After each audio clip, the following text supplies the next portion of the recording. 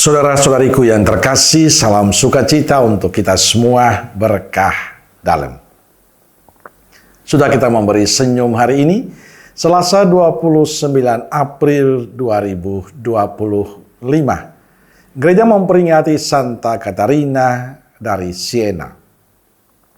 Kita awali permenungan kita hari ini dengan tanda kemenangan Kristus. Dalam nama Bapa dan Putra dan Roh Kudus. Amin.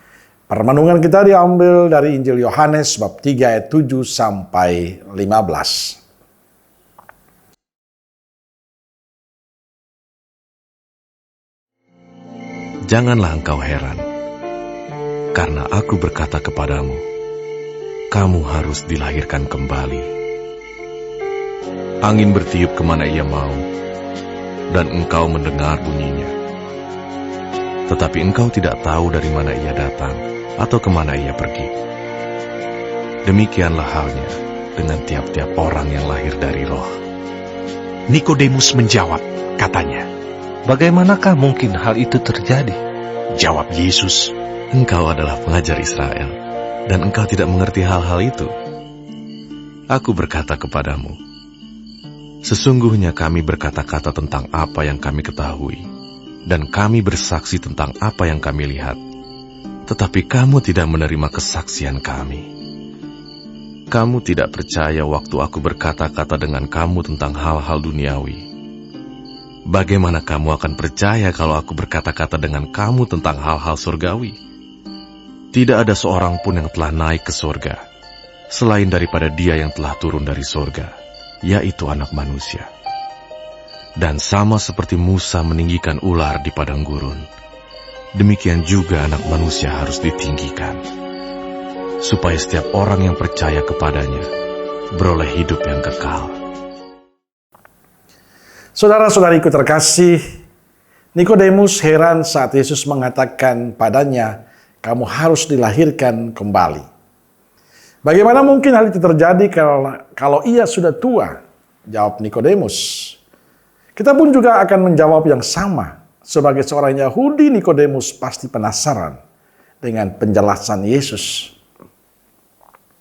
Untuk memahami perkataan Yesus, Nikodemus perlu menanggalkan prinsip-prinsip keyahudiannya. Sebab yang dibutuhkan Nikodemus adalah terbuka hati untuk menerima pengajaran Yesus. Dan dengan keterbukaan hati itulah Nikodemus tertarik dengan pengajaran Yesus dan ia mau mengenal Yesus lebih mendalam. Ia mau membuka hatinya untuk pengajaran Yesus. Inilah kunci mengapa Nikodemus menerima Yesus. Saudara-saudariku terkasih, tidak hanya Nikodemus yang membuka hati untuk pengajaran Yesus, kita juga perlu membuka hati untuk menerima pengajaran Yesus, untuk memahami pengajaran Yesus. Keterbukaan hati memampukan kita untuk mengalami, merasakan kasih dan berkat Allah dalam kehidupan kita. Keterbukaan hati menandakan kita mau belajar untuk lebih rendah hati, mendengarkan dan menghargai orang lain. Saudara-saudariku terkasih, Santa Katarina dari Siena adalah seorang perempuan yang terus membuka hati untuk Tuhan dalam doa-doa dan meditasinya. Ia percaya dengan membuka hati untuk Tuhan, Tuhan akan melengkapi semua kekurangan hidupnya dan dipakai Tuhan untuk menjadi berkat bagi banyak orang. Dan itu dibuktikan oleh Santa Katarina dari Siena. Ia tekun membuka hati pada Tuhan dalam doa dan meditasinya. Maka bila ingin berkembang dalam iman, terbuka hati mendengarkan sapaan Tuhan menjadi kunci bagi kita. Dan inilah yang perlu kita perjuangkan terus-menerus dalam kehidupan kita.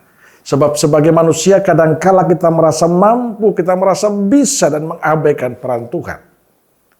Sebagai seorang beriman yang baik, dia harus tetap membuka hati untuk Tuhan, mendengarkan apa kehendak Tuhan bagi dirinya. Maka perlu bagi kita seorang beriman adalah sikap rendah hati.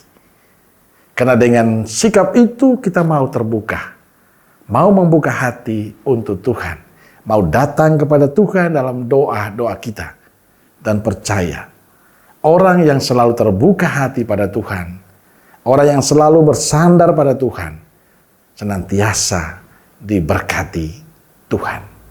Amin. Semoga Allah yang Maha Kasih memberkati saudaraku sekalian, Bapa, Putra, dan Roh Kudus. Amin. Roh Kudus Nazaret, doakanlah kami. Amin. Berkah dalam.